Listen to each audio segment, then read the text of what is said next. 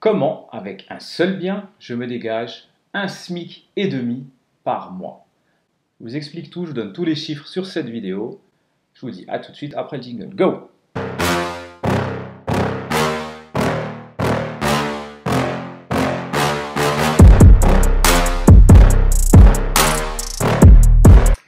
Bon, salut à tous, c'est Amarache, entrepreneur, investisseur en IMO, crypto, bourse. Aujourd'hui, on va parler immobilier et aujourd'hui, on va rentrer dans le concret. Et donc, je vais vous expliquer comment j'ai fait pour avoir un SMIC et demi avec un seul bien. Restez bien jusqu'au bout de la vidéo. À la fin, je vous donne même la plus-value latente. Preuve à la pluie, je vous explique tout ça.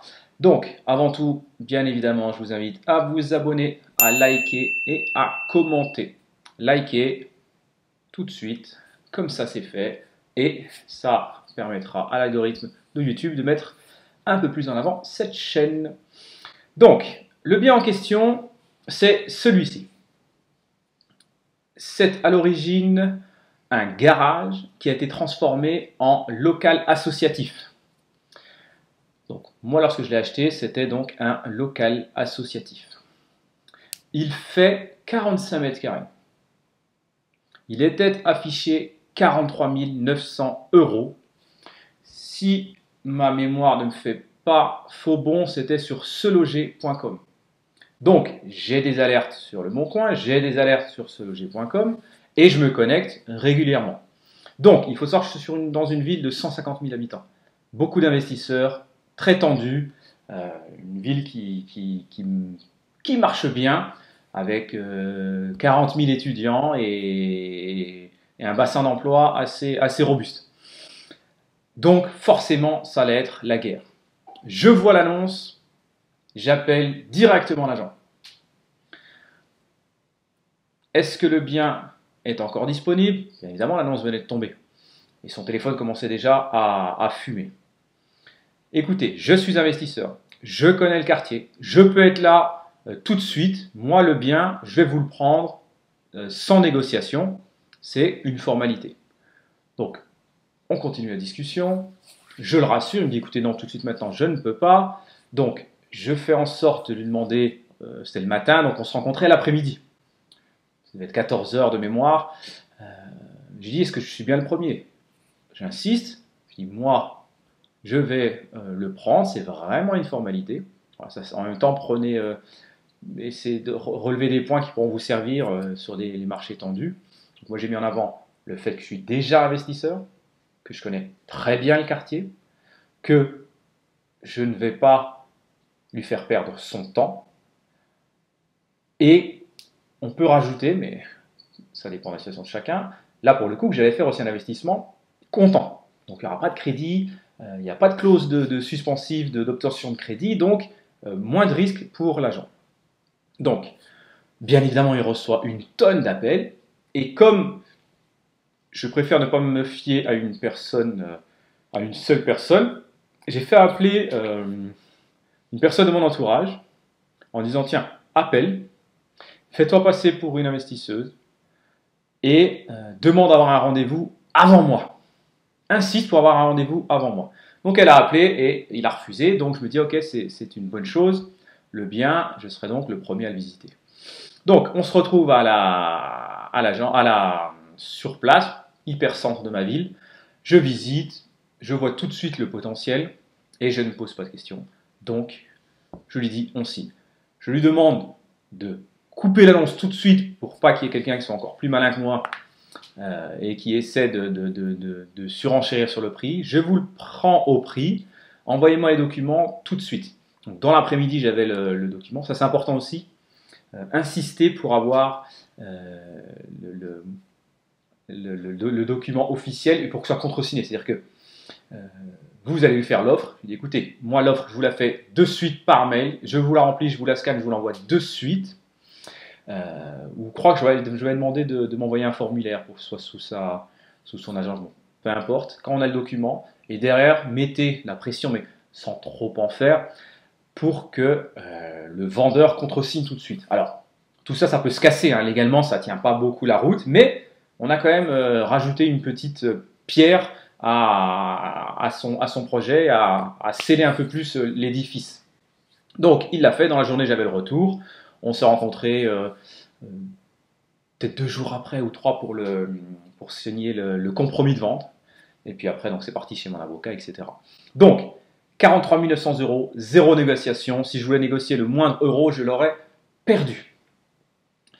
Au niveau notaire, donc, je vous montre, hein, vous l'avez sur les images que je vous fais défiler, c'est une copie de l'acte. Alors, je ne vous montre pas que c'est ma CCI qui a acheté, etc. J'ai rien à prouver, j'essaie de donner une information, de vous apporter des éléments pour vous projeter, pour vous rendre compte de comment on peut faire et les étapes à passer pour réussir, que je prouve que ce bien est à moi ou pas. Très honnêtement, ça ne m'importe peu. Donc, 2550 euros de frais de notaire. Au niveau de travaux, équipement compris, donc l'essentiel des travaux a été fait par moi, sauf l'électricité. Bon, l'électricité, il se trouve que j'avais une boîte d'électricité, donc mon associé est disponible pour m'aider, donc pas trop de problème. Et puis donc la plomberie, parce qu'il y avait tout à faire. Il y avait un toilette qui avait été tiré, mais il n'y avait pas de cuisine, il n'y avait pas de salle de bain, donc il y avait tout à créer. Et on est à 13 000 euros. C'est un très bon prix. Voilà, c'est l'avantage à faire soi-même. Je ne dis pas qu'il faut faire soi-même. Tout le monde, vous allez trouver beaucoup de personnes qui disent non, il faut tout déléguer. Pourquoi? Je ne sais pas. Moi, peut-être que si j'aurais tout délégué, j'en aurais eu. Bah, j'avais fait un devis justement par l'agent qui m'avait vendu le bien parce qu'il avait aussi une société de rénovation. Bon, ben, on était à x3, hein. C'était entre 35 et 40 000 euros de mémoire. Donc, vous voyez, ça se discute, hein. Certes, il y a un avantage fiscal, mais tout se discute.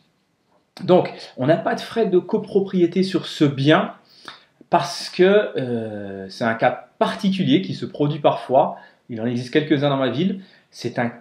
Mon lot, il y a un étage, hein, il y a un appartement au-dessus, il y a du monde à droite, à gauche, bref, c'est sur cour intérieure, mais en hypercentre, donc il y a des habitations partout. Pour autant, mon bien, mon lot, est sur un cadastre indépendant. Je ne savais même pas que ça existait, mais mon notaire m'a dit oui, il y a sur cette ville quelques lots qui sont en cadastre indépendant. Donc, je suis relié à aucune copropriété. Donc, je suis seul, donc je n'ai aucun frais de copropriété sur ce bien. Donc, ce bien a été rénové, bien évidemment, avec les coûts, je vous ai dit, et il était, je vous expliquerai plus tard pourquoi, il était loué en courte durée. Donc, là, sur cette ville, à ce moment-là, on peut louer entre 60 et 90 euros. Je vous mets des captures d'écran. Alors, sachant que ça peut aller beaucoup plus, mais on va se baser sur ces deux estimations pour pouvoir aller plus loin dans la démonstration. Donc si on compte 20 nuits, qui est vraiment un minimum. Pourquoi? Parce qu'en fait, vous avez la main. Alors, comme je vous ai expliqué, moi je l'ai fait sans concours de la banque, donc je peux me permettre de faire des ristournes par moment. Donc en général, moi je suis quasiment à 90-95% de taux de réservation. C'est-à-dire que la veille, je n'hésite pas à casser 10, 15, 20%, 30% parce que ça reste de l'argent gagné, j'ai pas de frais derrière, j'ai pas de banque à rembourser, de crédit à rembourser, donc j'ai peu de minimum. Donc ce qui fait que les 20 nuitées, ça n'arrive jamais. On va plutôt se dire que 25, voilà, 25 c'est tout à fait raisonnable. Ce qui veut donc dire que on est soit à 1200, si on compte 20 nuits à 60 euros la nuit, on est à 1200. Si on compte 20 nuits à 90 euros, on est à 1800 euros par mois. Et si on compte la fourchette haute à 90 euros, on va être à 1500 euros ou à 2250 euros. Donc ce bien, je l'ai pendant un temps géré directement, seul. Donc toute la partie réservation, message, envoi automatisé, voilà, c'est pas très compliqué. C'était plus embêtant au niveau du ménage, bien évidemment.